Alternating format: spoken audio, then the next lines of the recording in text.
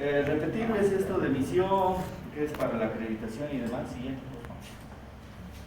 La misión, la carrera de medicina, tiene la misión de formar profesionales médicos con valores, lo más importante.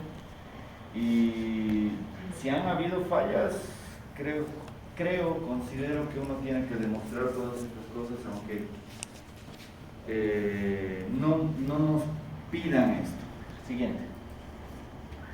La visión, siempre tener una visión de poder tomar en cuenta la parte teórica y la parte práctica para poder desenvolvernos ante la comunidad, así que eso es de vital importancia.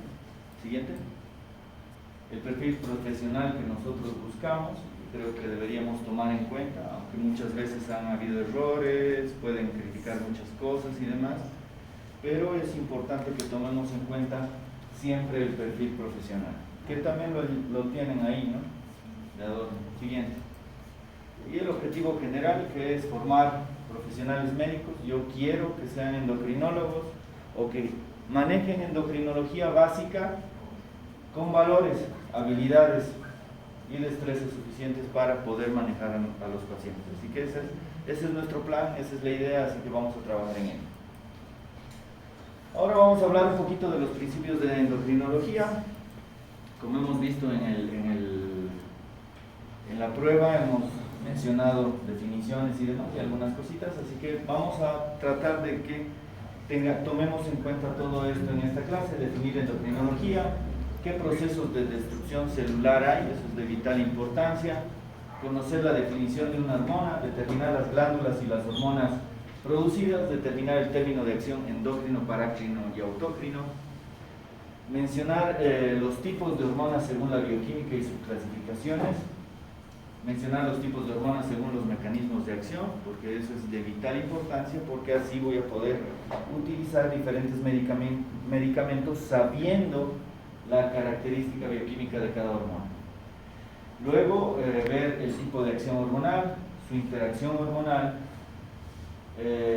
los 5 tipos de hormonas según su bioquímica, aminas, péptidos, proteínas, glucoproteínas y esteroides, determinar un sistema de retroalimentación, ya sea positiva, negativa, y dar ejemplos de cada uno de ellos. Y es de vital importancia que entendamos con precisión qué es la retroalimentación para poder entender cómo funciona la endocrinología. Si entendemos qué es retroalimentación, va a ser muy sencillo poder entender todo esto. ¿Qué es homeostasis? Determinar la situación de alteraciones de la secreción hormonal, mencionar los diferentes ritmos de secreción, mencionar los tipos de receptores, definir transducción de señal y rebosamiento de especificidad. Bien. Entonces, la endocrinología se basa con 2 puntos importantes que debemos tomar en cuenta: hipersecreción e hiposecreción. ¿Sí? Hay patologías también que nos hablan de eusecreción, es decir, secreción normal, pero debemos tomar principalmente estas 2 causas. Ya sabemos que es una subespecialidad médica que se ocupa de estudiar las hormonas y sus glándulas, pero debemos tomar en cuenta la hipersecreción. ¿De qué hormona podríamos estar hablando aquí? Hormona de crecimiento, la GH, ¿no? Así que en este debe estar suprimida, hiposecreción, y en esta debe estar elevada, hipersecreción. ¿Sí? ¿Qué patología podrá tener? Gigantismo. ¿Y por qué no acromegalia? ¿Cómo? La acromegalia sería más de base de ¿Por qué? Los huesos. ¿Por qué? Pero este está grande, ¿o no? Así que es importante tratar de definir eso. ¿Sí? ¿Perdón? ¿Alguien dijo algo? ¿Perdón? Ya, ¿cómo explica la edad? Bueno, la patología se manifiesta en edades de crecimiento, que es la gigantismo, y la acromegalia ya pasa en desarrollo. Exactamente, más que todo tiene visceromegalia y demás, ¿no? Y todavía pueden crecer los huesos que no tienen una placa de crecimiento que se cierra en una edad determinada, ¿verdad? Por ejemplo, el fémur se cierra a una edad determinada y por lo tanto ya no crece el paciente. Por lo tanto, eso vamos a llegar a determinar, pero es importante. Lo primero, cuando ustedes vean una patología endocrinológica, es ver si produce mucho o produce poco. ¿Sí? Hiper o hiposecreción. Siguiente. Otro punto importante que debemos tomar en cuenta a la hora de evaluar una patología endocrinológica es si es maligno o benigno. Si yo les digo una patología común que se caracteriza por bocio, que es la enfermedad de Graves, ¿es maligno o benigno? Levanten la mano. ¿Se están durmiendo? Benigno. Benigno. Despierten. Benigno. ¿Sí? ¿Y qué pasa si tengo un bocio nodular TIRAT5 con Bethesda de 5? ¿Qué les estaría diciendo? Cáncer. ¿Sí? Cáncer. Eso es lo que debemos determinar. Entonces, ¿secreta o no? ¿Secreta mucho, secreta poco? ¿Es maligno? Benigno. Esa es la idea. Siguiente. Hay muchas patologías con destrucción celular, entre ellas están las autoinmunes. Por ejemplo, la enfermedad de Graves es una patología autoinmune, ¿verdad? Otras patologías son las infecciosas, tiroiditis, que pueden provocar destrucción celular a todo nivel y que pueden disminuir la secreción de hormonas. Patologías infiltrantes como cánceres. Mutaciones genéticas, que es muy común ver. Actualmente, si yo les pregunto cuál es la causa más frecuente de hipotiroidismo, ¿qué me dirían?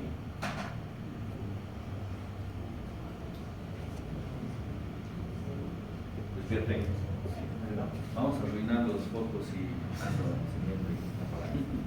¿Qué dicen? ¿Alguna causa común? Vamos, hablen. No es causa. No es causa. Hay una frase que dice, ¿no? Ni morto que parla. No hay muerto que habla. Vamos, hablen. ¿Qué dicen? Causas de hipotiroidismo. ¿No se acuerdan de nada? Podría ser un postquirúrgico que... Postquirúrgico, muy bien. Te quitan la tiroides, dejas de tener hormonas. Hipotiroidismo. ¿Otra? ¿Eso será común? No es tan común, ¿no? Aunque aquí operan cualquier cosa. Radioterapia, yodo-radioterapia, o ustedes van a ser futuros internos, futuros esclavos del hospital. ¿Qué significa eso? Que digamos yo, capo cirujano, oye, ¿van a escuchar hablar de mí mal de los cirujanos? Terrible. Bueno, pero escuchen. Yo estoy operando.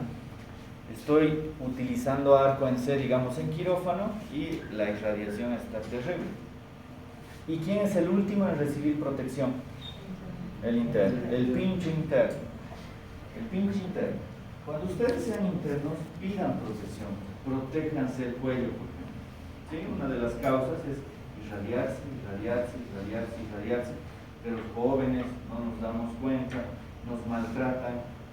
Somos la quinta rueda del carro, así que hay que pensar en eso, ¿sí?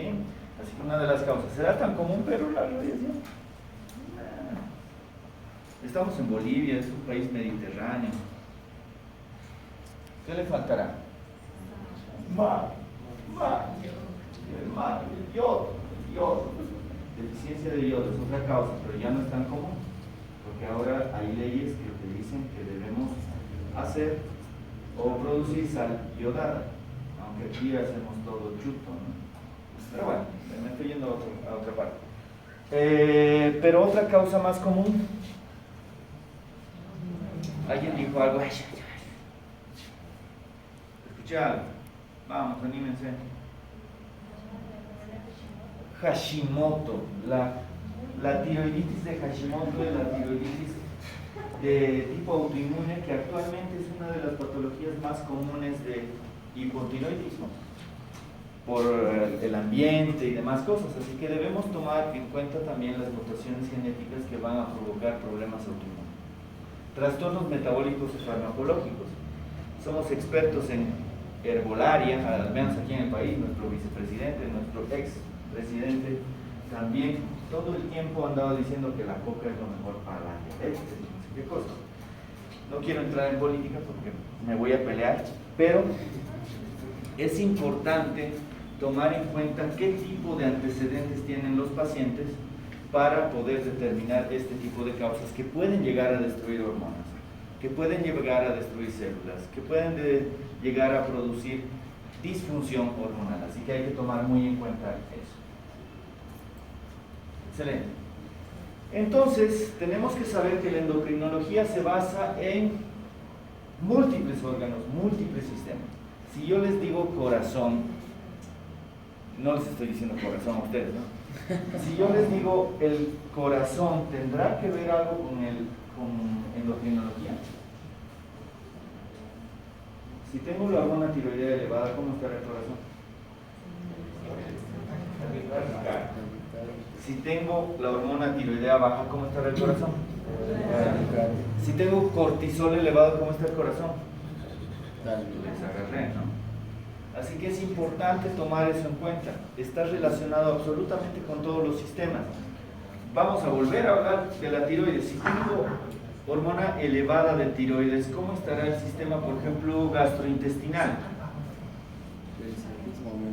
El peristaltismo estuviera aumentado, probablemente tenga hiperdefecación. Así que es importante tomar en cuenta la relación de la endocrinología con todo el componente hormonal, con todo el componente o los diferentes sistemas que hay. Si les digo cerebro y tengo hipotiroidismo, ¿cómo estará el cerebro? No tiene gasolina.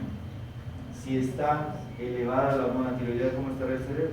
No se aguanta ni ella misma, ¿no? Así que hay que tomar en cuenta esas relaciones de vital importancia.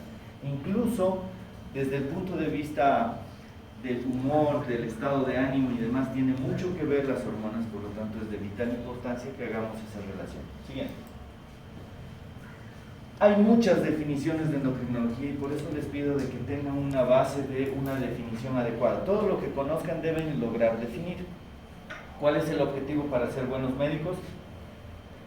No conocer, sino poder explicar lo que uno sabe. ¿Qué es hacer su meta? No es fácil. No es fácil explicar lo que uno sabe. Así que trataremos de lograr eso y van a ver que van a ser grandes médicos. Es una disciplina de la medicina que estudia el sistema nervioso endocrino, el sistema endocrino y las enfermedades provocadas por un funcionamiento inadecuado del mismo. Parte de la medicina que estudia la anatomía, las funciones y las alteraciones de las glándulas endocrinas. Y esta me parece interesante, es una rama de la medicina que se encarga del estudio, tratamiento, prevención de los distintos trastornos que afectan el sistema endocrino humoral, abarca los problemas del metabolismo, así también los trastornos de nutrición. Ejemplo, otra vez vamos a hablar del hipotiroidismo. ¿El hipotiroidismo tendrá algún trastorno nutricional? ¿El Cushing que me han mencionado tendrá algún trastorno nutricional? ¿El Addison tendrá algún trastorno nutricional? Así que es importante también relacionarla con ese tipo de trastornos y poner en nuestra definición ese tipo de problemas. Siguiente. Entonces, es importante determinar que endocrinología se basa, si entendemos que es endocrinología va a ser muy sencillo. Células secretoras deben pasar al torrente sanguíneo, sí o sí, para que vayan a actuar a una célula diana. ¿Sí? Eso es de vital importancia. Si no, no es endocrinología. ¿Sí? Por ejemplo, la tiroides, otra vez, no sé qué tengo hoy día con la tiroides, secreta hormonas tiroideas, T4 se transforma en T3, esta malvada va a ir a actuar, ¿sí? Y luego, pero no va a actuar ahí en la tiroides solamente, va a ir a actuar, por ejemplo, al corazón, al intestino y demás. Así que es de vital importancia que sepamos que estas hormonas deben pasar sí o sí al torrente sanguíneo. Siguiente. ¿Qué es una hormona? ¿Podemos pasar a la anterior? ¿Qué es una hormona? A ver, los de atrás, los que se están durmiendo, ¿qué ven?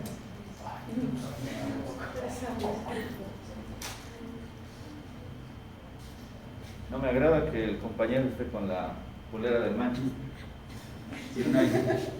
¿Qué dicen? Hoy hemos ganado 3-1. ¿Qué dicen?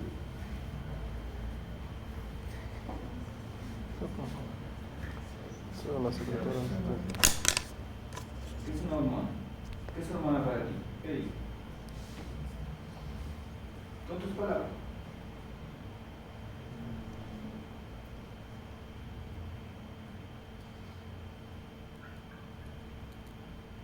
Pues son conjunto de células que tienen una función específica en el organismo para que produce aumento de secreción o estímulo. ¿Cuál es tu nombre? Saúl. Saúl, algo importante que ha mencionado es que tiene una acción. Una hormona siguiente, es una sustancia química producida por células que deben tener una acción. ¿Sí? Sin acción no es hormona. Estimular, inhibir, pero necesita tener esa función de realizar una acción. Eso es de vital importancia. Son sustancias segregadas por células especializadas, glándulas y demás que nos van a permitir poder mantener la homeostasis. ¿Qué es homeostasis, chicos?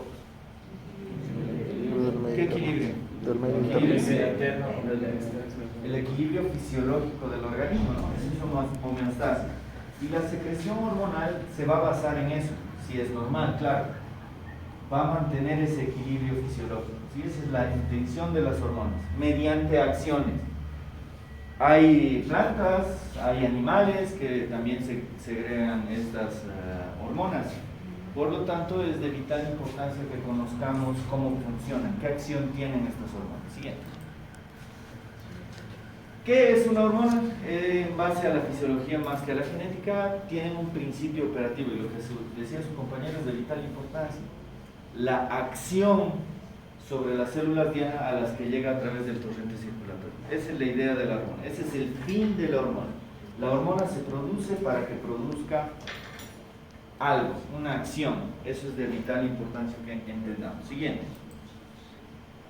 Entonces, en resumen, las hormonas son sustancias. Este es un pequeño, ¿qué es esto? Un mapa conceptual, un esquema, ¿qué es? ¿Mental será? ¿Conceptual? Ya. Elaboradas por órganos llamados glándulas endocrinas, se vierten a la sangre regular, que producen determinadas funciones, entre ellas, por ejemplo, la hormona de crecimiento, que regula el crecimiento, bla, bla, bla. Las sexuales, ¿qué hormonas sexuales conocen? Testosterona, progesterona, estradiol,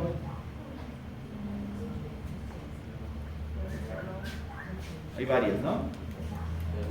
La insulina, ¿dónde se produce la insulina? ¿Qué células? Beta. ¿Y en las alfa qué se produce? Glucagón. Perfecto, una maravilla, me agrada. La adrenalina, que representa un estímulo de poder, por ejemplo, estimular el corazón. Si hablo de adrenalina, estoy pensando de que el corazón está empezando a latir más rápido, o que los vasos sanguíneos están empezando a producir vasoconstricción. Así que es de vital importancia que cuando pensemos en una hormona, pensemos dónde se fabrica y qué función cumple. Por ejemplo, la adrenalina, ¿dónde se produce? Una estrellita para el que me responda. En la parte de glándulas suprarrenales. Glándulas suprarrenales. ¿Qué capa de las glándulas suprarrenales? Hay corteza que tiene 3 capas: glomerular, fascicular y reticular. Y la medular. ¿Se fabricará en la médula? Sí, se fabrica en la médula. Así que es importante que tomemos eso en cuenta. Por lo tanto, cuando escuchemos una hormona debemos llegar hasta ahí. Y eso es simplemente imaginándonos, pero también leyendo. ¿Sí? Siguiente. Entonces, sería oportuno, y eso les pido también a mis estudiantes de prácticas, que hagan un esquema en sus cuadernos al estudiar sobre todo esto. Si yo les pregunto qué hormonas se fabrican en la adenohipófisis, o en este caso digamos neurohipófisis, ¿qué me dirían? Hablemos de neurohipófisis para ponernos en conflicto. ¿Qué hormonas se fabrican en la neurohipófisis? ¿Se fabricará o se almacenará? Se almacena, muy bien. ¿Dónde se fabrica la oxitocina? en el hipotálamo y se va a almacenar a la neurohipófisis. Así que eso deberíamos lograr entender. Por lo tanto, en la casa dibujen sus glándulas y cada glándula qué hormonas está fabricando para poder entender y recordar con sencillez todo esto. Si yo les digo cuáles son las 6 hormonas que se fabrican en la adenohipófisis, ¿qué me dicen? Ah, tú me dices. Muy bien. Te escucho. Hormona de crecimiento. Hormona de crecimiento. Hormona folículo estimulante. Folículo estimulante va 2. Leptina. No. Prolactina. Prolactina va 3. Tiene de la tiroides, estimulantes de la tiroides. TSH. Sí. Y tiene de la suprarrenal. No. Adreno corticotropina o ACTH. Te falta uno. Luteinizante. Luteinizante. Te escuché leptina. Te escuché mal, ¿verdad? Sí. Ya, perfecto. Así que eso es lo que tenemos que lograr. ¿Sí? Si pensamos en glándulas suprarrenales, adrenalina, noradrenalina, dopamina, pero estamos hablando solo de la médula, y si hablamos de la corteza, ya nos complicamos más.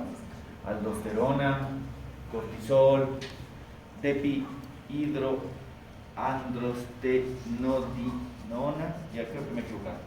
Así que es importante que tomemos eso en cuenta, ¿sí? Así que a eso tenemos que llegar. Siguiente. Así que hagan sus resúmenes, ¿sí? Hagan esos esquemas en la casa. Entonces tenemos que tomar en cuenta que las hormonas se basan en 2 partes: péptidos esteroides y otras sustancias químicas, ¿sí? Es de vital importancia que sepamos qué características tiene cada hormona. Si yo les digo qué características tiene bioquímicamente hablando la insulina, ¿qué me dirían? Es hecho por esteroides, son proteínas, son aminoácidos, son péptidos. ¿Qué me podrían decir? Insulina, que es una hormona que la deberíamos conocer 100 puntos, porque la diabetes, ¿quién no tiene de ustedes un familiar diabético que conoce? Levante la mano. Oh, por Dios, increíble, hay gente que todavía no tiene en la familia diabética, pero seguramente lo van a tener.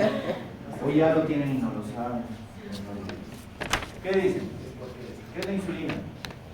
Algo que yo les pido es que no manejen la medicina del celular. ¿Sí? Eso es lo que también les estaba comentando ya a los compañeros que están conmigo. Estamos mal acostumbrados a nos hacen una pregunta. Esta cosa, wow, no. Vayan a la casa y lean con calma y van a aprender mucho más. La insulina es una proteína gigante, grande, ¿sí? Así que si sabemos que es una proteína, vamos a poder definir adecuadamente dónde actuar con los medicamentos, ¿sí?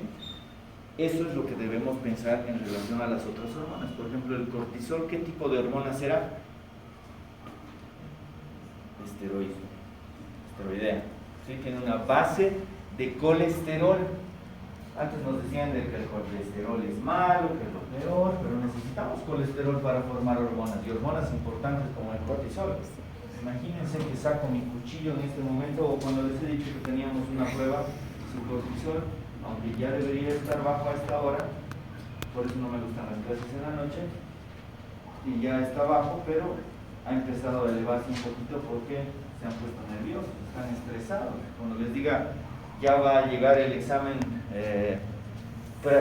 parcial y voy a poner preguntas que no están en la clase, se van a asustar y demás, ¿verdad? Así que es importante tomar eso en cuenta. Siguiente, por favor. Otro punto importante que debemos entender es el tipo de acción hormonal que va a tener. Por ejemplo, sabemos que la idea de endocrino es que pase el torrente sanguíneo y vaya a actuar a células diana. La acción parácrina es: él secreta hormona y va a actuar a lo de su compañero de al lado, es decir, a la célula de al lado. En cambio, autócrino significa que él secreta la hormona y esa hormona va a actuar sobre él mismo. Eso es autócrino y parácrino. Siguiente. Aquí está la clara imagen de lo que estamos mencionando. Esto es autócrino. La célula secreta hormona y la misma hormona va a actuar sobre ella misma. Parácrino va a ser al revés. Secreta, pero va a ir a actuar a las células contiguas. Y finalmente endocrino, como ya sabemos y ya lo hemos mencionado, va a pasar al torrente sanguíneo y va a ir a actuar en células diana. Siguiente. Entonces es importante que tomemos en cuenta que existen ocasiones en las que puede actuar de diferentes maneras, como el péptido rellenado con la misma hormona paratiroidea, neuronas que secretan hormonas como la vasopresina, como hemos mencionado, uno de sus compañeros mencionó que la oxitocina se fabrica en el hipotálamo, la vasopresina también, la antiguamente llamada hormona antidiurética, pero considero de que ese nombre es perfecto para la hormona, para entender cómo funciona la hormona. Pero esto no es muy claro, ¿no? Pero es importante que lo tomemos en cuenta. Siguiente. Regulación de la síntesis y secreción hormonales. Existen dos categorías: síntesis de hormonas peptídicas y síntesis de esteroides. ¿Por qué peptídicas? ¿Qué es un péptido? ¿Cuál es más grande? ¿Aminoácido, péptido, proteína? Proteína es más grande. Antes de la proteína, ¿qué viene? Aminoácido. ¿Perdón? Aminoácido. ¿Seguro? ¿O péptidos? No, aminoácido. ¿Qué dice? El aminoácido es pequeñito. El péptido es acúmulo de aminoácidos, por lo menos 10, ¿no? La vitamina D, hormonas tiroideas, ¿saben qué es el ADEC? Las vitaminas, ¿no? ¿Y gracias a qué se absorbe estas vitaminas ADEC? Gastro. Liposolubles, es decir, lípidos que necesitan grasa para poder ser absorbidos, ¿sí? Si no tenemos grasa, no se absorben esas vitaminas. Así que la relación con el tipo de bioquímica que tienen cada una de estas hormonas está relacionada a lo que estamos hablando. Por lo tanto, sería importante que lo conozcamos. Siguiente. Entonces, esta me parece una buena clasificación donde hablamos de la química de las glándulas esteroideas como testosterona, estradiol, progesterona y cortisol. Dentro de las no esteroideas podemos clasificarlas en aminas, péptidos, proteínas y glucoproteínas. Las aminas, dentro de ellas, por ejemplo, la T3 y T4, ¿sí? Son aminas, son pequeños grupos de aminoácidos. Los péptidos, como la vasopresina, la somatostatina, ¿dónde se fabrica la somatostatina? Páncreas. ¿Seguro? Para eso es ese gráfico que les pido, ¿sí? Las proteínas, aquí está la que habíamos mencionado, la insulina, el glucagón, la PTH también es importante, la prolactina es una hormona proteica, las glucoproteínas como la FSH, LH, la TSH también son hormonas que pueden estar relacionadas a azúcar, ¿no? Según el mecanismo de acción, es lo que mencionó uno de sus compañeros, que gracias a una solución liposoluble van a poder absorberse las vitaminas A, D. Hay también un término hidrosoluble. Por ejemplo, si tengo un cortisol, ¿se acuerdan de la capa de la membrana? ¿Qué características tiene una membrana celular? Una bicapa fosfolipídica, ¿no? Bifosfolipídica. ¿Cuál es tu apellido? Brañas. Brañas. Yo apellido Achá. No lo conozco, no me conoce. Si yo voy a tu casa, no estás pasando clases conmigo por si acaso. Voy a tu casa y quiero entrar a tu casa, ¿me dejas? No, ¿verdad? No me conoce. Pero yo apellido Brañas y soy su tío, querido. ¿Me va a dejar pasar? Sí, claro. Ahora, yo soy una hormona esteroidea, soy un cortisol. ¿Voy a poder pasar por la membrana citoplasmática? Así con paso de parada, ¿paso o me tranco? ¿Seguro? ¿Qué características tiene la membrana citoplasmática? Si es esteroide y yo soy esteroide, yo soy Brañas y él es Brañas, ¿voy a poder pasar? Paso. Ahora, yo soy una proteína, imaginemos insulina. Voy otra vez a la casa de Brañas. ¿Me va a dejar pasar? No, necesito una proteína, su hermana, su amiga, digo su tío, su papá, su mamá, lo que sea, que me permita entrar. Necesito una proteína en la membrana que permita el paso de mi persona. La insulina no entra así nomás a la membrana, necesita un receptor proteico, ¿sí? Así que es importante que entendamos la necesidad de comprender la base bioquímica no solamente del receptor, sino también de la hormona, ¿sí? Dos tipos de acción hormonal que ya lo hemos mencionado, una acción endocrina, parácrina y autócrina, y una interacción hormonal que es sinergismo, perencismo y antagonismo. Si decimos un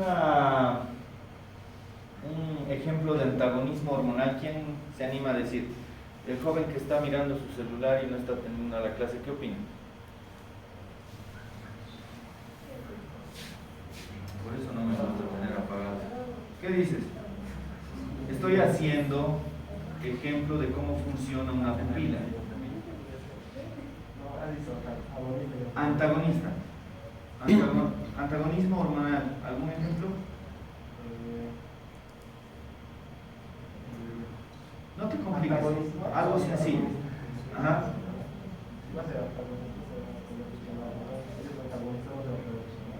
No, pero algún ejemplo de antagonismo hormonal, ¿alguien? Insulina con glucagón. Imaginemos que yo les voy a invitar a una hamburguesa, nunca lo voy a hacer. Hoy estamos comiendo la hamburguesa, ¿cómo va a estar la insulina? Va a estar elevada. Imaginemos que les digo que abajo van a repartir, no sé, notas o puntos por medicina gratis. Todos van a volverse locos y van a empezar a correr. ¿Cómo va a estar la insulina y cómo va a estar el glucagón? El glucagón va a estar elevado porque necesitan azúcar. El glucagón va a sacar azúcar de la célula para que tengamos ATP ya.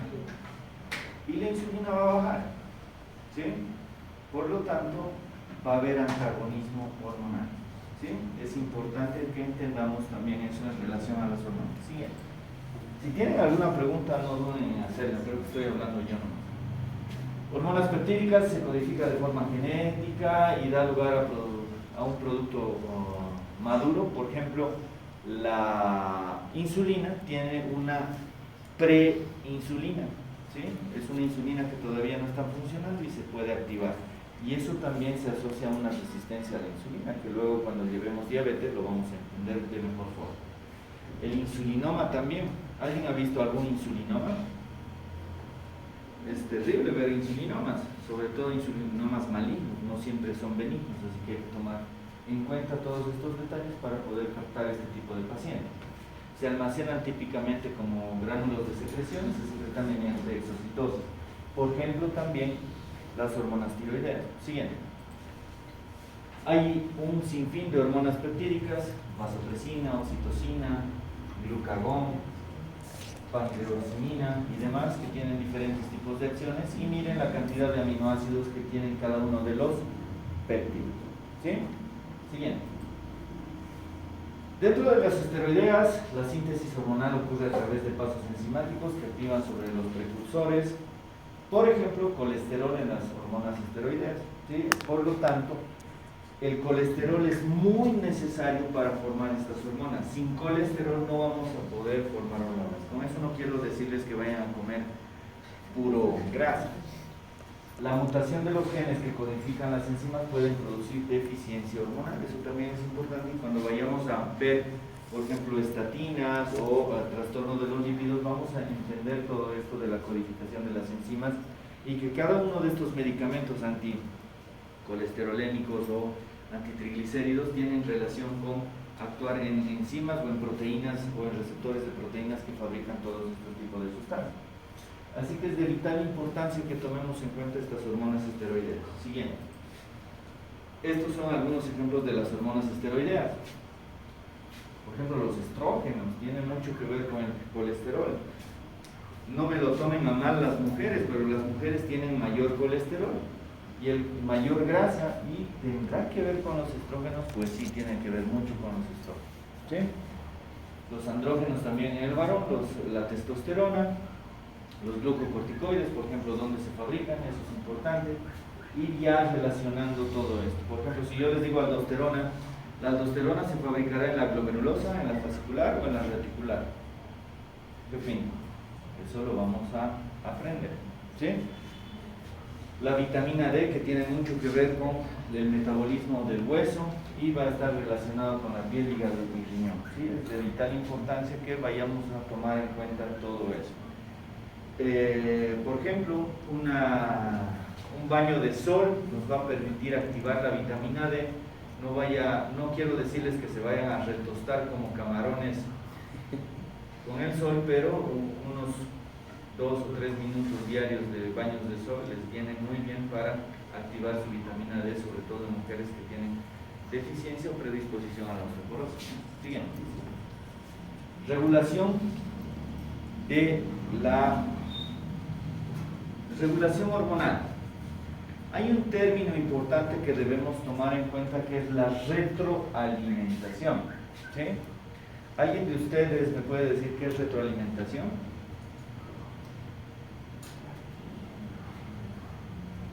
Si entendemos retroalimentación, va a ser muy sencillo entender cómo funcionan las hormonas.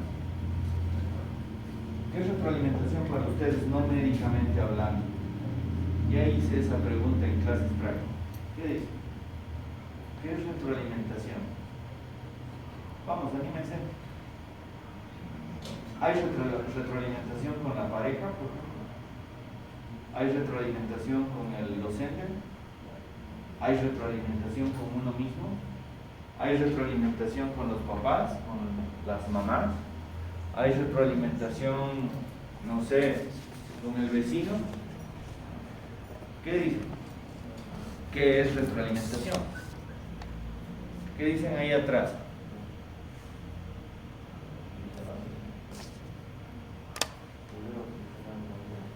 ¿Cómo?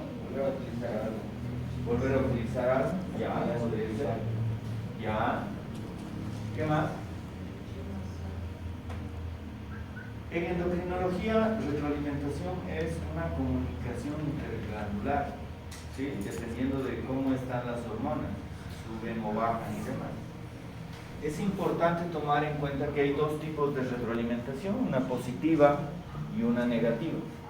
Como dice esta diapositiva, la positiva son efectos acumulativos, aumenta o magnifica el cambio inicial y no son homeostáticos. El ejemplo que siempre doy, violencia intrafamiliar. La mujer le pega al esposo, el esposo le pega a la mujer, el niño sufre, es golpeado igual y sigue aumentando la violencia. Es malo, se sale de lo normal. No es homeostático, desestabiliza el sistema familiar. Lo mismo pasa en las hormonas. ¿Alguien me puede dar un ejemplo de retroalimentación positiva, pero ya médicamente hablando? Algo que desestabilice el sistema, que sea acumulativo y demás.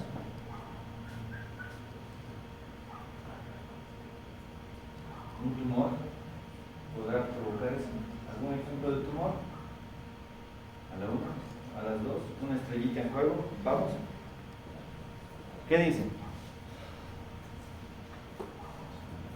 Voy a encender la luz.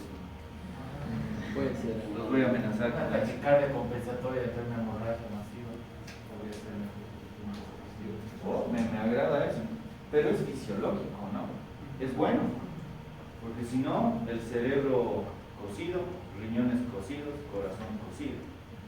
Por lo tanto, es algo fisiológico. Me agrada mucho ese ejemplo. Pero de algo patológico, porque aquí estamos diciendo de que es una desgracia la retroalimentación positiva y es algo patológico. Yo les he dicho, algún tumor que les venga a la cabeza,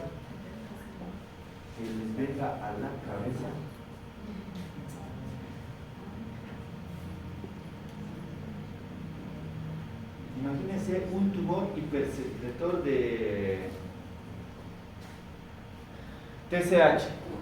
Si la TSH está elevada, va a ir a estimular a la tiroides para que siga produciendo y es acumulativo. No para. Sigue produciendo. No para. A eso se refiere retroalimentación positiva. Como trabajo para la siguiente clase, no van a entrar a la clase si es que no me dicen ejemplos de retroalimentación positiva fisiológicos. Su compañero ya dijo uno. ¿Quieres dar otro? Pero entro a la clase no es siempre.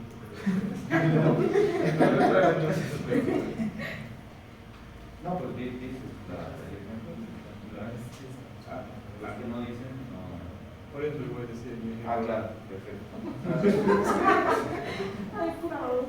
Las hormonas masculinas como la testosterona, cuanto más se acumula, más es perjudicial a la salud del hombre, porque puede ser ginecomastia, por ejemplo. Ya, pero ¿cómo vería la retroalimentación positiva eso? ¿Es acumulativo? Sí, Ejemplos de retroalimentación positiva. en producción en exceso. Ejemplos de retroalimentación positiva, ¿no? Pero imagínate que yo recibo testosterona a montones, ¿sí? Pero, ¿cómo estarán las hormonas superficiales? ¿Cómo inhibidas? ¿Eso es retroalimentación positiva o negativa? Negativa, sí. Negativa. Eso es retroalimentación negativa. ¿Qué significa retroalimentación negativa? Es si ustedes están empezando a flojear, no trabajan, no estudian, no responden, se están aplazando, ¿qué va a hacer el docente? Los va a mechonear, les va a... ¿Sí? En cambio, si estudian y demuestran que saben, yo no voy a hacer mucho, solo voy a venir a mi clase y voy a estar tranquilo, porque sé que ustedes están respondiendo. Eso es retroalimentación negativa. Si la glándula tiroides está secretando suficiente hormona, aquí arriba, trabaja tranquilo. Si está empezando a secretar menos, aquí comienza a secretar más y a estimular que se secrete más hormona. Si aquí se está secretando de más, como es el ejemplo de la testosterona, entonces se va a inhibir. Eso es retroalimentación negativa, no es retroalimentación positiva. Influencias en la crónica se puede dar. ¿Cómo? Porque ¿Con qué hormonas estarían en juego? ¿O qué mecanismos estarían en juego? va a tratar de compensar la circulación sanguínea para que el riñón pueda filtrar más, puede ser. Al principio se lo va a exigir, incluso hay una poliuria de inicio de lesión renal, así que eso podría ser un mecanismo compensatorio. Sí, de acuerdo. Así que la siguiente, tráiganme ejemplos de retroalimentación positiva fisiológicos, entre comillas. Pueden entrar a la siguiente clase. Y entran a la siguiente clase. ¿Listo? No me van a traer ninguno malvado, seguro. Bien, entonces desestabiliza el sistema, es un evento externo, detiene la respuesta o salida del sistema, eso también es importante. Bien. Regulación por retroalimentación negativa, es el principio general que regula la síntesis y la secreción hormonal normal. Mantienen la homeostasis, eso es importante, el equilibrio fisiológico. El cambio inercial es variable, que regula es atenuado, por ejemplo el barro reflejo. Lo que mencionaba su compañero también está relacionado a eso, estabiliza el sistema, variable oscila alrededor del valor de ajuste, por lo tanto mantiene la homeostasis, eso es, mantiene el equilibrio en otras palabras. Las hormonas tróficas hipoficiales actúan sobre las glándulas y estas sobre las células tróficas hipoficiales, es decir, es un feedback, una respuesta, por ejemplo, con las células centrales de la hipófisis. Si están de menos, estimulan, si están de más, inhiben. La glándula diana disminuye por lo que aumentan las hormonas tróficas. Eso es lo que estamos mencionando. Si una glándula no está trabajando, se la estimula. Si está trabajando de más, se la inhibe. ¿Sí? Así que lo que se les pide es que busquen ejemplos de retroalimentación, tanto positiva como negativa, y van a poder entender de mejor forma todos estos puntos. Siguiente. Esto es retroalimentación. ¿Este qué sería? ¿Positivo o negativo? Negativo, está quitando la homeostasis, ¿no? Perfecto. Y la glándula, no, la negativa tienes que saber que estabiliza el sistema, Sí, mantiene el equilibrio. La positiva es la desgraciada que te desestabiliza todo, ¿sí? Así que hay que tomar muy en cuenta todo eso para que entendamos cómo funcionan las hormonas y podamos encontrar con mayor certeza la patología. Siguiente. ¿Cómo estamos el tiempo? ¿Qué es esto? ¿Alguien puede describir esto? ¿Qué es primero? ¿Es una tomografía? ¿Es una resonancia? ¿Es una ecografía? ¿Es una radiografía? Resonancia magnética. ¿Cómo saben qué es resonancia magnética? ¿Qué es? ¿Qué es? Ya es una imagen. Esta imagen, ¿qué describe? ¿Qué ven en la imagen? ¿Qué es esto? Cerebelo, muy bien. ¿Esto? Bulbo. ¿Esto? Hipófisis. Muy bien. ¿Y qué está pasando con la hipófisis? Grande, ¿no? Es una hipófisis que está provocando una compresión supracelular, está provocando una compresión hipotalámica, ¿sí? Y está provocando un desastre hormonal, ¿sí? Por lo tanto, si ustedes ven este tipo de procesos, deben identificar dos cosas importantes que hemos dicho al principio. ¿Cuáles son esas dos cosas? Ya, pero hay dos puntos importantes que debes encontrar en una patología endocrinológica. ¿Cuál es?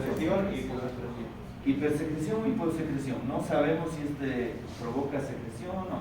Tenemos que identificar. Y otro punto, si es maligno o benigno. ¿Sí? Esos dos puntos son importantes. ¿Qué opinan de esto? ¿Es maligno o benigno? No se sabe. Pero así, a simple vista, en general, los macroadenomas son benignos en un 95 y más %. Así que, y generalmente son hiposecretores, no secretan, son chinchosos en relación a la compresión, pero los pequeñitos son los más picosos porque traen mayor alteración hormonal, ¿sí? Así que eso lo vamos a ver cuando veamos hipófisis. Por ejemplo, el síndrome de Nelson. El síndrome de Nelson se debe a una suprarrenalectomía bilateral y por lo tanto hay una hipersecreción de hormona ACTH, porque las hormonas son ciegas a final de cuentas, no ven si hay o no glándulas suprarrenales, y como no están produciendo porque ya no hay hormonas, aquí en el cerebro, en la adenohipófisis, comienza a secretarse de mayor forma la ACTH. Por lo tanto, ese es un ejemplo claro de síndrome de Nelson en relación a las hormonas.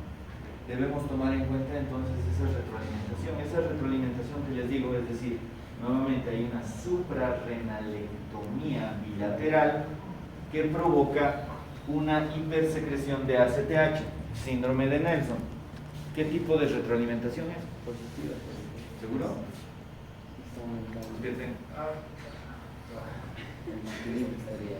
¿Qué dicen? Paz y amor. ¿Qué dicen? ¿Alguna idea? Puedes repetir. Nuevamente, el síndrome de Nelson, este síndrome de Nelson.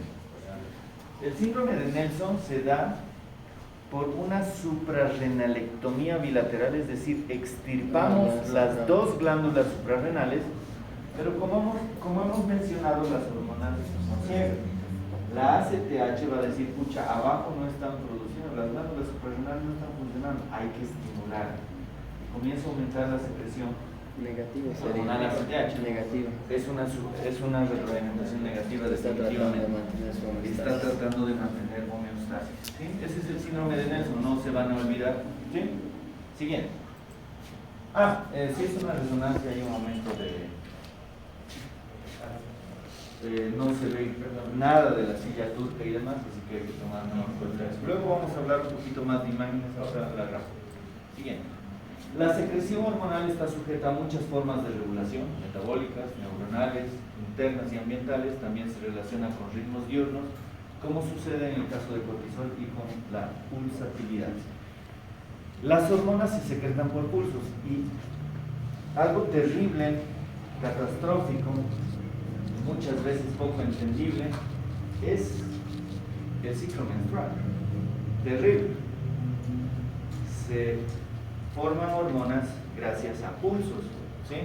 Por ejemplo, si estoy ovulando, bueno, yo no estoy ovulando, pero si están ovulando las mujeres, ¿cómo estarían las hormonas? ¿Qué hormonas estarían elevadas? ¿Qué hormonas estarían bajas? Eso también vamos a ir determinando, porque se secretan mediante pulsos.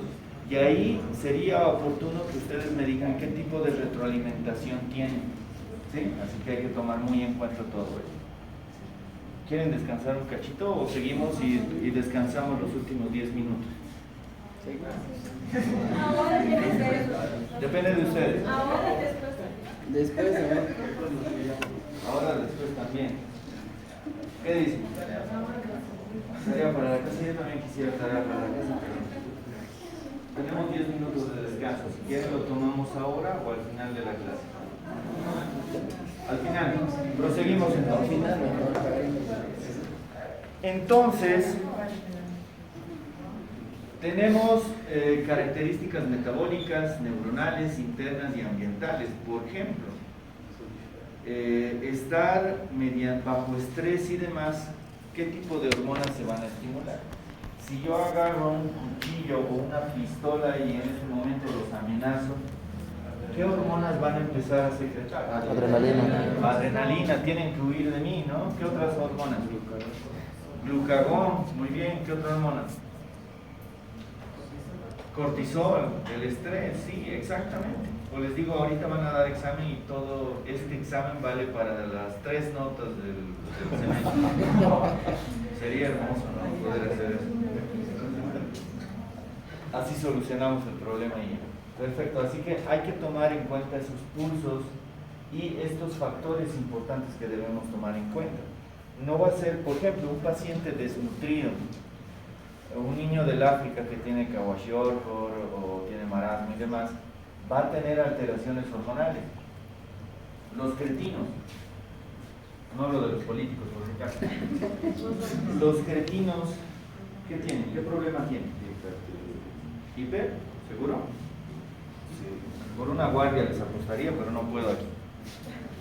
¿Qué dicen? Los cretinos, ¿qué son los cretinos? ¿Qué? ¿Qué dicen? Los políticos, sí.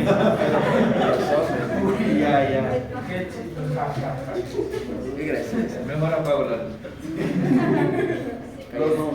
Los cretinos son los pacientes que tienen hipotiroidismo congénito. Hoy, por ejemplo, hemos visto una paciente con hipotiroidismo congénito, que no han podido ver, pero nos llegó una paciente con hipotiroidismo congénito y estos se los llamaba cretinos, ¿sí? Así que es importante tomar en cuenta que puede ser por efectos ambientales, por ejemplo, alcohólicos que tienen a sus bebés, o diferentes factores de desnutrición de la mujer embarazada y demás que pueden llevar a tener trastornos hormonales también. También se llevan a ritmos diurnos. Hace rato estábamos hablando del cortisol. En la mañana, ¿cómo está su cortisol?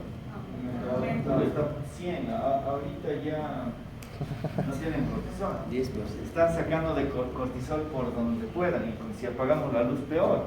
Su melatonina ya está empezando a actuar y peor todavía. Por lo tanto, hay hormonas que se estimulan gracias a que la luz del sol aparece. Lo voy a volver ciego al de Max.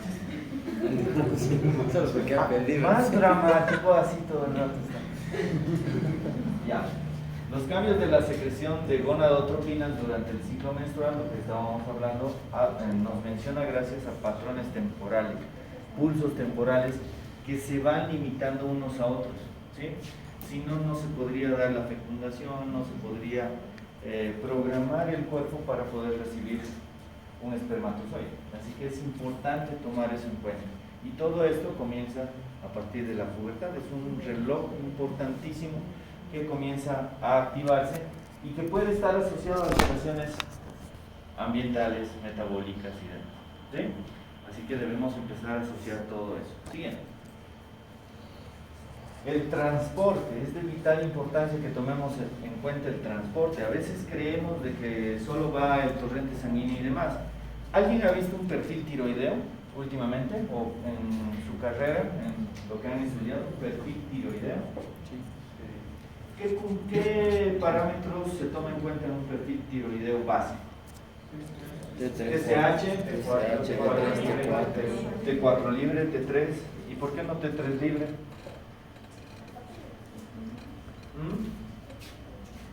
Bueno, ese es el perfil básico. ¿Y qué significa T4 y T4 libre? ¿Se han puesto a pensar? Están perdiendo el tiempo. La T4 libre ya está inactivada, no está cumpliendo la función, simplemente se está acumulando. Y la T4 libre se está ocupando. ¿Será? ¿Entre T3 y T4 o T4 y T4 libre? Ya. T4 libre significa que está solito. ¿Sí? Y T4 total es la T4 libre más la asociación de T4 libre asociada a proteínas, unida a proteínas. Esos son los famosos transportadores. ¿Sí? ¿Cuál sería entonces más fidedigno? Imagínense, me van a responder con eso, o sea, en reactivos más raros. Imagínense que tenemos un paciente desnutrido con proteínas bajas, albúmina de 1, horrible, y tengo T4 libre normal y T4 libre baja y T4 libre normal. ¿A quién le hago caso? ¿Cuál tendrá mayor validez en ese paciente? Si yo le pido T4 total, ¿me servirá? Está normal. Y si tengo T4 libre bajo, ¿qué podría ser? ¿Diagnóstico? ¿Qué tiene el paciente? No les estoy dando muchos datos, pero traten de solucionar con lo que les doy. ¿Qué dicen? Tengo albúmina de 1, tengo T4 libre baja y tengo T4 total normal. ¿Diagnóstico? Hipertiroidismo. ¿Seguro? Yo que sabía que Por eso, ¿le hacen caso a la T4 total o le hacen caso a la T4 libre? ¿Y por qué le hacen caso a uno o le hacen caso al otro? Eso quiero que me respondan. ¿Qué dice? las proteínas. El libre no se modifica por las proteínas, las T4 sí. ¿Sí? Les estoy diciendo que tengo proteína baja. Por lo tanto, esa medición de T4 libre total no es fidedigna. Es más fidedigno medir la T4 libre porque no estamos asociando a las proteínas bajas. A eso quiero que llegue. Por lo tanto, es de vital importancia que tomemos eso en cuenta en relación a los transportadores de las hormonas. En la mayoría hay circulación libre, como la hormona tiroidea, pero también están asociadas a este tipo de proteínas. Hay otras hormonas, esteroideas y tiroideas, que son lipófilas y que están ligadas a proteínas. Estas son muy específicas de cada hormona y la concentración de hormona libre circulante es solo una fracción de la hormona total medida, pero es más fidedigna. Por lo tanto, cuando vayan a pedir una hormona tiroidea, un perfil tiroideo, es mucho más importante pedirle una TSH y una T4 libre que T4 y T3, a más de que quieran encontrar algo raro realmente, ¿no? Si no, con T4 libre vamos a ser felices, pero mucho más importante que eso es la TSH, ¿no? Eso va a marcar, pero luego vamos a hablar de eso. Siguiente.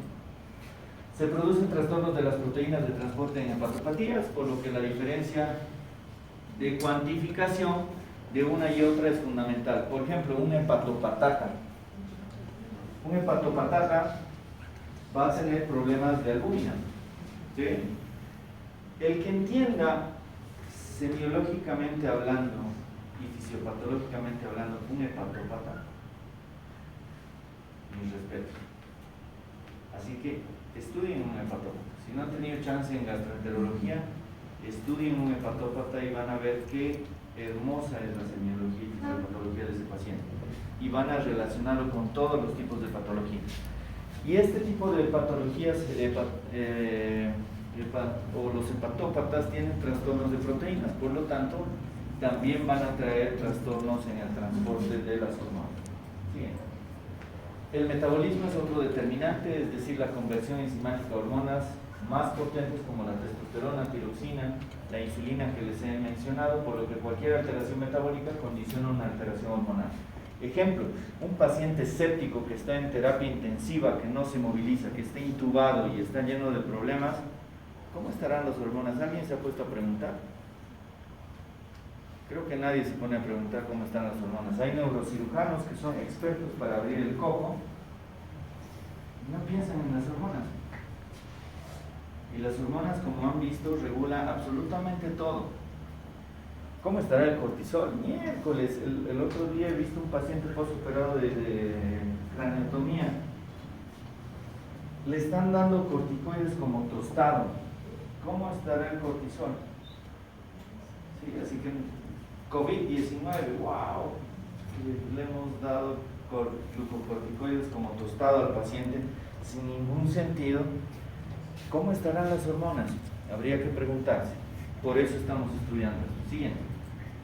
Mecanismo de acción hormonal. ¿Cómo a la hormona circulante reconoce las células diana? Y todos tienen respuesta gracias a receptores, eso es importante.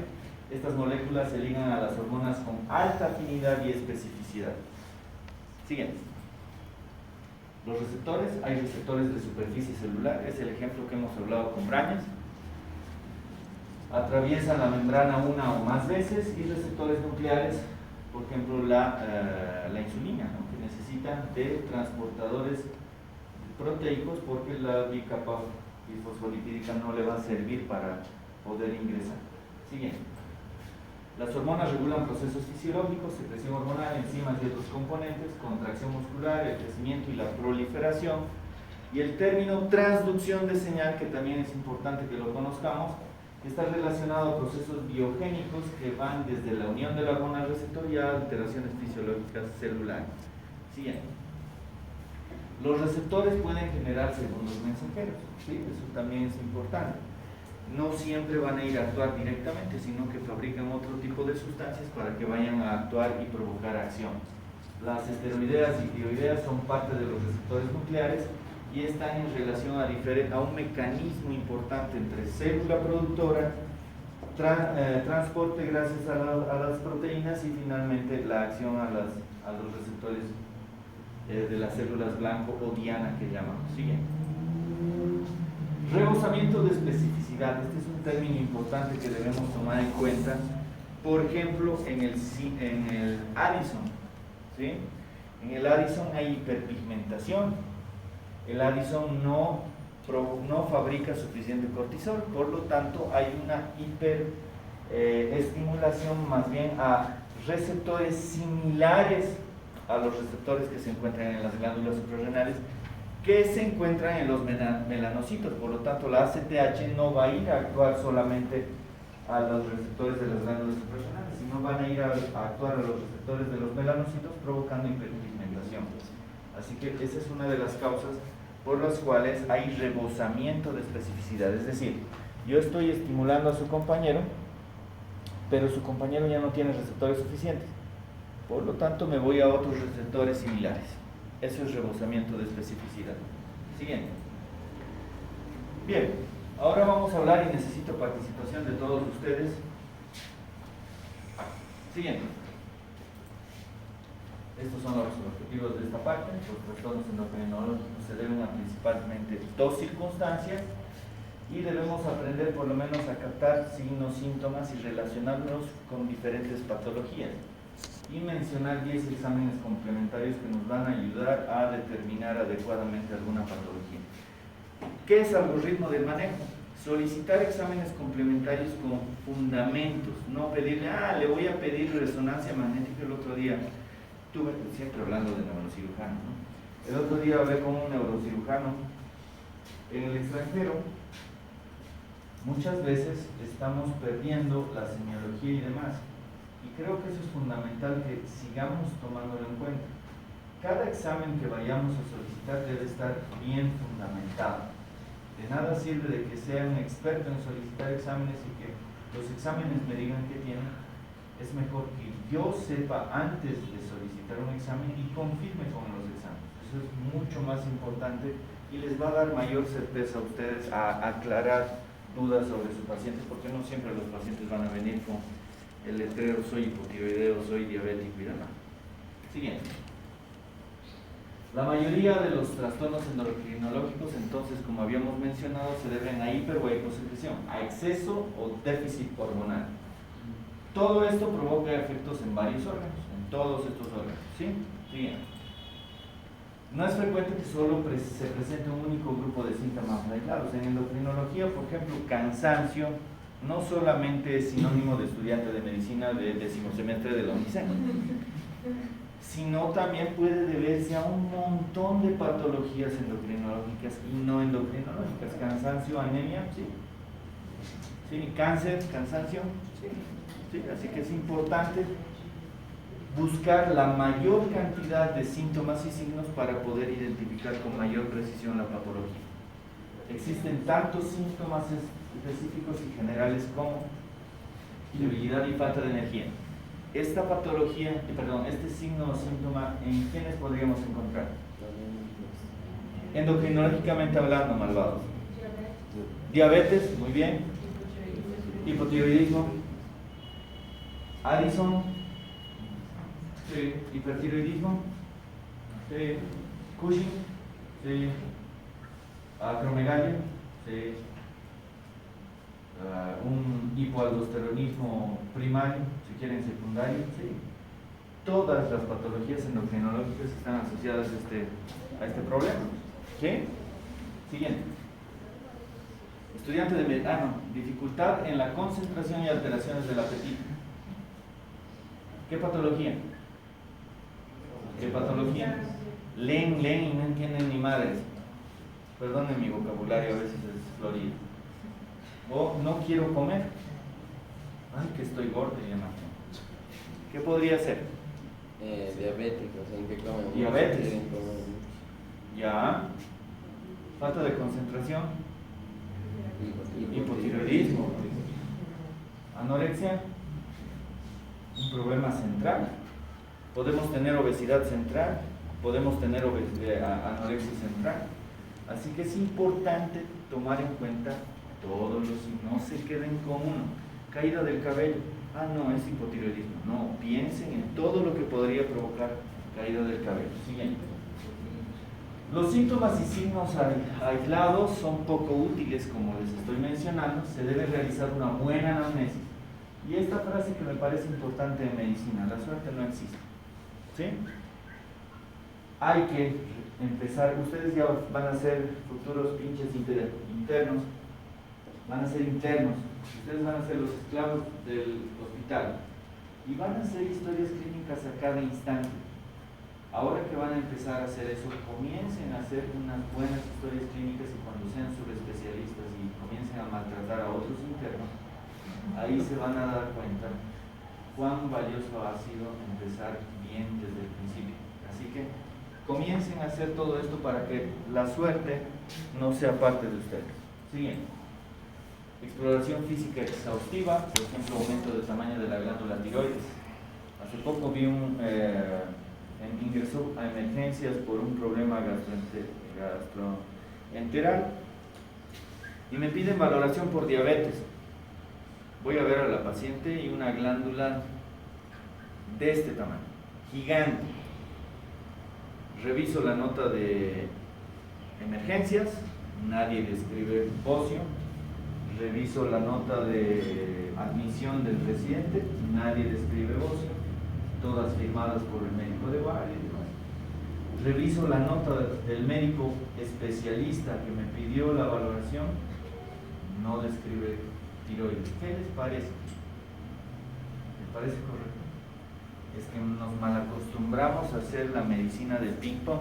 Tiene gastroenteritis y es lo único que nos fijamos. Y también las instituciones nos ponen limitaciones, ¿no? Así que comiencen a ver con este aparatito a los pacientes. Siguiente. Actualmente existen pruebas modernas que nos permiten el diagnóstico de síntomas. Hay muchos exámenes que son mucho más sencillos y nos dicen con certeza qué tiene el paciente. pero acuérdense de los exámenes que pueden ser errores laboratoriales. Siguiente. Si el paciente está asintomático, determina si el paciente necesita tratamiento o solo observación. Tenemos hipotiroidismo y ya le estamos dando tratamiento. ¿Valdrá la pena? Tenemos que ver a cada paciente como uno solo. ¿Sí? Somos tan iguales como diferentes, como dice Cantinflas. Siguiente. Por ejemplo, nódulos hemorrágicos, como ven en esta. ¿Qué es este examen? Ecografía. O este nódulo es un adenoma folicular benigno de tiroides. Por lo tanto, es de vital importancia que vayamos dirigiendo nuestros diagnósticos también con exámenes complementarios. Siguiente. Tomar en cuenta siempre antecedentes familiares, genéticos y uso de fármacos. Y ustedes van a vivir eso. El interno le pregunta qué medicamentos toma, ¿no?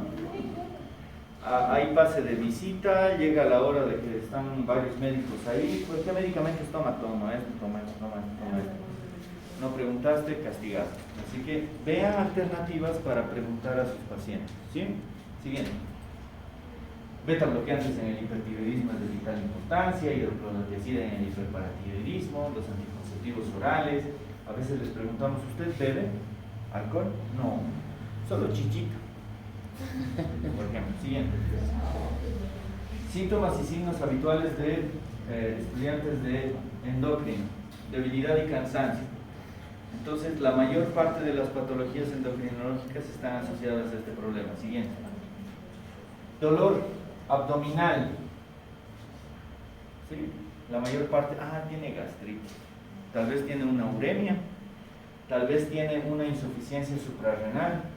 Está con diarrea y tiene una insuficiencia suprarrenal aguda. Se está muriendo el paciente si no le dan glucocorticoides. Así que debemos tomar en cuenta la cetoacidosis diabética, es muy frecuentemente asociada a dolor abdominal y creemos que es una gastritis. Siguiente. Disfunción menstrual, las mujeres saben muy bien esto, hay un montón de problemas menstruales asociados a dolor, a sangrado y demás que pueden traer consigo, de la mano, consigo alteraciones hormonales. Siguiente. Estreñimiento, ¿en quiénes? Diabetes. ¿Qué opinan de diabetes? Porque el hipotiroidismo no estoy de acuerdo. ¿Diabetes? Sí. Diabetes mal controlada, crónica, puede provocar una neuropatía autónoma a nivel gastrointestinal y provocar el lentecimiento del peristaltismo. Pero no lo pensamos. Siguiente. Diarrea.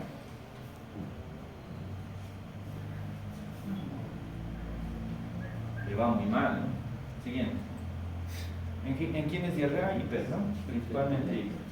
Alopecia puede ser un problema psiquiátrico, pero también puede estar asociado a problemas hormonales. Hirsutismo femenino, tener aumento del vello. Siguiente. ¿En quiénes podríamos tener hirsutismo o aumento del vello?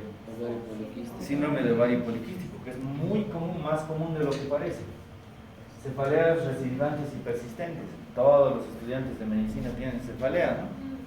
¿Tendrán patología endocrinológica? Probablemente sí. Cefaleas episódicas, no quiero hablar. ¿Han leído libros? ¿Ya han pasado a psiquiatría? ¿Qué se siente leer ese libro de psiquiatría? Miércoles, este soy. Ay, no, este también. Ay, sí, también tengo algo de esto. Lo van a vivir. Lo mismo con esto, ¿no? Siguiente. Cambios en la libido, variaciones del estado de ánimo, ¿sí? Pueden traer consigo alteraciones hormonales. Siguiente. Poliuria y nicturia. ¿En quiénes podríamos encontrar poliuria? Diabetes. Nicturia también. No solamente en pacientes prostáticos, ¿no? Siguiente. Alteraciones cutáneas, que también es importante tomar en cuenta. ¿Qué es esto? No se ha bañado hace días. Sinónimo de resistencia a la insulina, ¿no? Resistencia a la insulina. Si ven esto en niños, wow, pobre niño. ¿Sí? Hay que tener mucho cuidado. Hay que comenzar a hacer también medicina preventiva, ¿sí? Así que hay que tomar en cuenta y hay que comenzar a tomar acciones en pacientes que tienen acantosis nígrica, no siempre en el cuello, sino en las axilas, en pliegues y demás, se pueden encontrar y no siempre es tan característico como esto, sino es muy sutil que a veces ni nos damos cuenta. Así que hay que tomar muy en cuenta todo eso. Siguiente. Hiperpigmentación. ¿En quiénes dijimos hiperpigmentación? Addison. ¿Por qué? ¿Qué término? Busca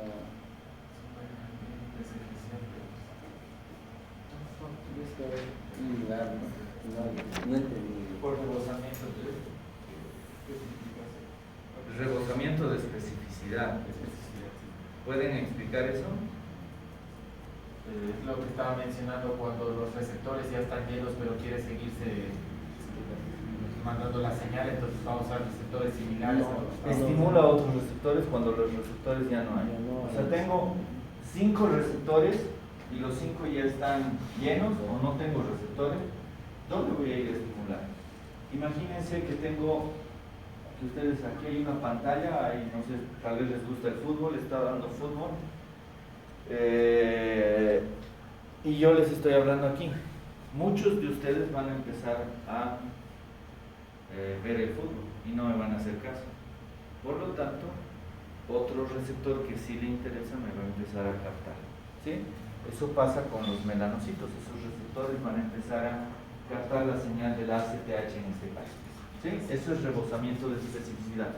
Secreción suprafisiológica que va a ir a actuar a otros receptores, no solamente los propios.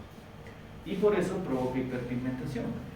Un porcentaje de un 50-60% como máximo los addisonianos tienen hiperpigmentación. No todos, no es sinónimo de hiperpigmentación Addison, pero sí hay que tomarlo en cuenta y ver claramente estos signos para determinar que probablemente tengamos Addison, ¿no? Siguiente. Sequedad. ¿Quiénes tendrán sequedad? Diabéticos, muy bien. ¿Quiénes más? Hipotiroideos. ¿Quiénes más? Los acromegálicos también son secos.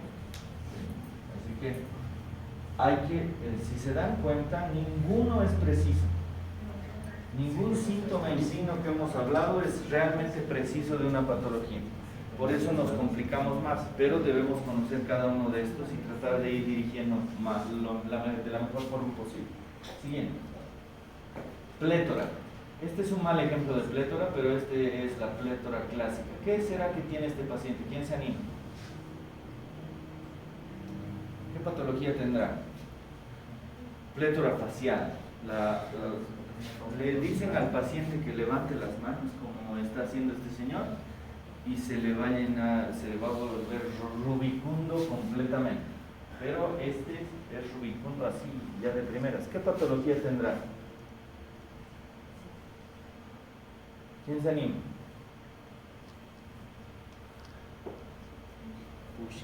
Cushing. Tiene Cushing el paciente.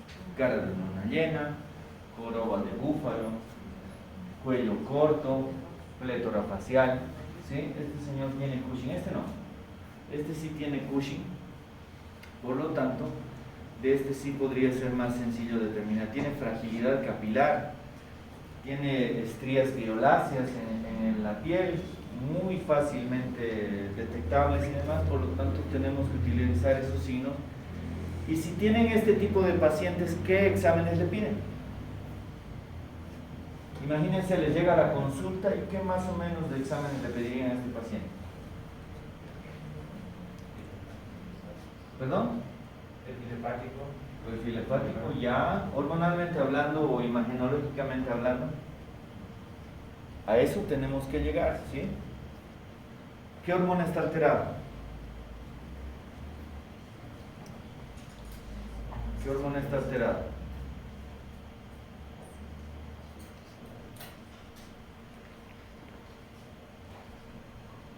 Cortisol. ¿Por qué no dicen cortisol? Cortisol. Está elevado el cortisol, ya sea por secreción central o ya sea por secreción suprarrenal, o este cuate está recibiendo glucocorticoides porque tiene COVID largo. Grave, ¿no? Así que hay que tomar en cuenta eso, determinar qué tipo de medicamentos utiliza, hemos visto en antecedentes y demás, y determinar eso solicitándole exámenes, qué exámenes son los mejores para llegar a una conclusión de que realmente es Cushing. Siguiente. No he encontrado una buena imagen de estrías violáceas, pero imagínense que es un gordito con estas estrías. Este tipo de estrías presentan los que tienen Cushing. Siguiente. ¿Qué es esto? ¿Qué tiene que ver con, no es dermato, ¿no? Hiperpigmentación, si no me equivoco. ¿Hiper o hipo? ¿Qué es el vitiligo? Despigmentación, ¿no? Hipopigmentación. ¿Y por qué pongo en endocrino vitiligo? Abajo, vitiligo. ¿Qué opinan? ¿Qué es el vitiligo? Michael Jackson. El gran Michael. Nos recuerda a él, ¿no? ¿Qué es el vitiligo? Es la despigmentación de la piel por falta de secreción normal de los melanocitos. Será una patología autoinmune. Mientras más estresado esté, más vitiligo. Y esta patología la pongo aquí en descripción de piel, de problemas cutáneos, porque está asociado muchas veces a patologías autoinmunes. Cuando ustedes vean vitiligo, piensen en una patología autoinmune hormonal, endocrinológica. Puede estar asociado a hipotiroidismo, Hashimoto como han mencionado, diabetes y otras patologías autoinmunes, endocrinológicas. Es importante que asociemos eso. No digo que todos los pacientes con vitiligo vayan a tener patología endocrinológica, pero la asociación es marcada, es grande, así que busquen. Siguiente. Acné. ¿En quiénes podríamos tener acné? En mujeres es un cambio menstrual. Por cambios hormonales también, ¿no? Por cambios hormonales. En mujeres, Mujeres. menstruación. Menstruación también. Hipersecreción del sebo para Del sebo. Síndrome de ovario poliquístico. Síndrome de ovario poliquístico. Es muy común tener acné por síndrome de ovario poliquístico y hiperandrogenismo. ¿Sí? Lo que pasa en el síndrome de ovario poliquístico. Hay disminución de los estrógenos y hay aumento de la secreción de andrógenos, lo que provoca también este problema. Así que hay que tomarlo en cuenta también. No solamente puede ser una patología cutánea como tal, porque X bacteria y demás le damos eritromicina, tetraciclina y demás y ya estamos solucionando el problema. No, puede asociarse a un problema endocrinológico como tal. Siguiente. Púrpura axilar. Esto no es axila, por si acaso, disculpen la imagen, pero las manchas, imaginen que están en la axila. Cushing, ¿sí? Fragilidad capilar, es lo que habíamos mencionado. Siguiente. Ahora sí. Ojalá que cuando vean un acromegálico en sus consultas, denle la mano. Toquen esa mano y nunca más se van a olvidar. ¿Sí? Es importante que vean cómo es la piel del acromegálico, la fuerza del acromegálico y demás. No solamente las características faciales, sino también de las manos. Estos pacientes en general no son tan altos, sino tienen los huesos que no tienen placa de crecimiento grandes, ¿sí? Tienen visceromegalia y demás, así que hay que tomar en cuenta también este tipo de pacientes y verlos a simple vista. Están ingresando a este cuate y es acromegálico. ¿En qué pensarán? ¿Qué le solicita a un acromegálico? Perfil tiroideo, ya. De crecimiento, vitamina D, ya. Imágenes. Radiografía del cráneo. Tórax, ¿quién dijo tórax? ¿Por qué tórax?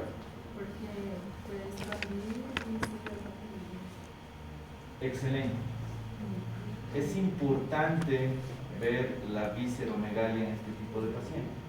Este tipo de pacientes no se van a morir por la acromegalia como tal, sino por la visceromegalia.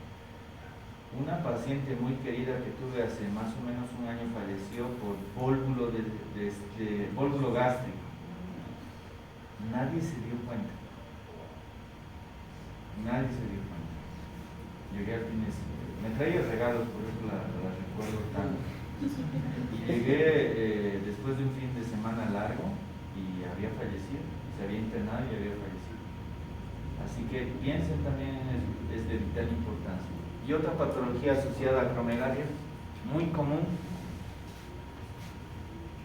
diabetes. Luego vamos a saber por qué. Siguiente. Hiperkeratosis. Siguiente. Esto. ¿En quién? Engrosamiento por acúmulo de mucopolisacáridos, es decir, mixedema de las extremidades. Miren, toda la parte pretibial está aumentada de tamaño, pero el pie está flaco. ¿En quiénes? No Cushing. Cuando ven esto es grave. Hipotiroidismo, marcado, terrible. Se va a morir, debe tener una bradicardia terrible, ya no responde. Complicado. Siguiente. Onicolisis. Las uñas son frágiles, se golpean y se rompen. Hipotiroidismo, hipertiroidismo y demás. Siguiente. Ya estamos terminando, chicos. Exoftalmos no significa de que la chica que se sienta al lado mío esté interesada en mí. ¿Qué dice?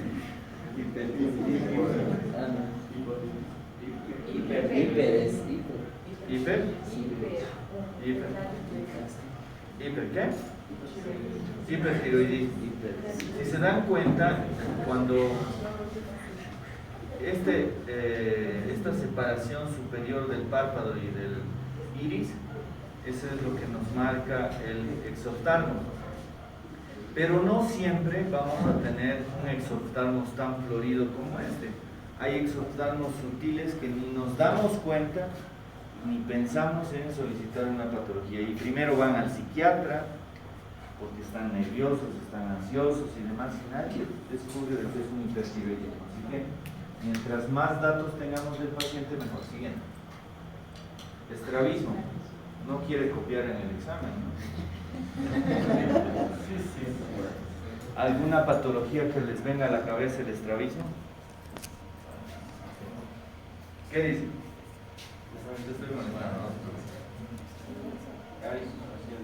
¿Cómo? Endocrinológicamente hablando. ¿Qué?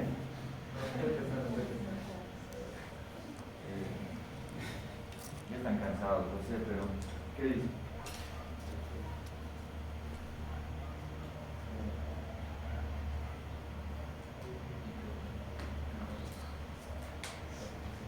¿Se acuerdan de esa resonancia, tomografía, ecografía que les mostré?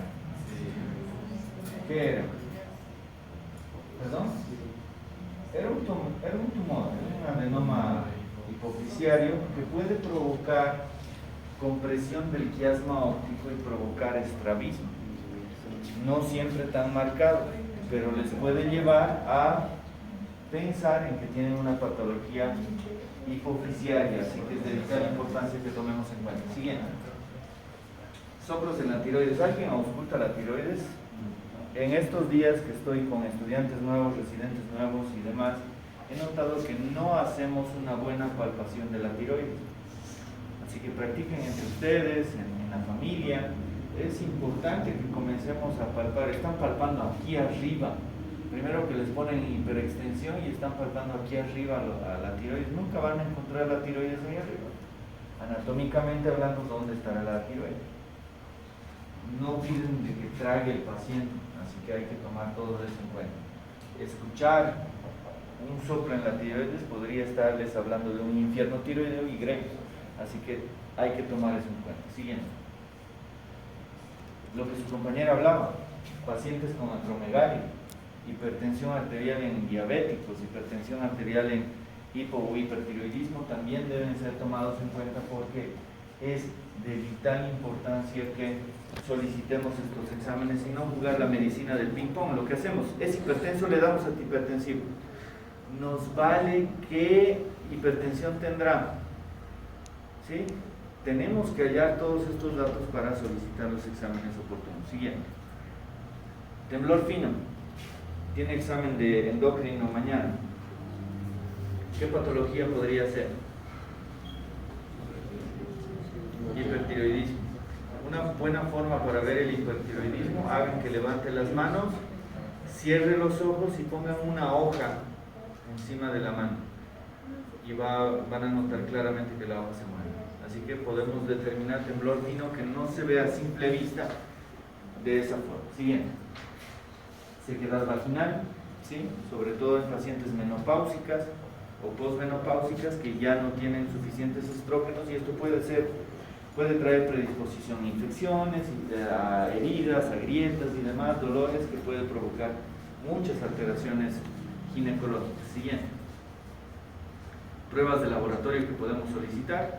Miren este suero lipémico, terrible, que debemos tomar en cuenta. Por ejemplo, pacientes con hipertensión arterial, la hipocalemia, ¿a qué nos llevará a pensar? Si es hipo o hiperaldosteronismo, eso también debemos identificar. Si es una insuficiencia suprarrenal primaria, secundaria, mixta y demás, así que todos esos detalles hay que tomarlos en cuenta. Siguiente.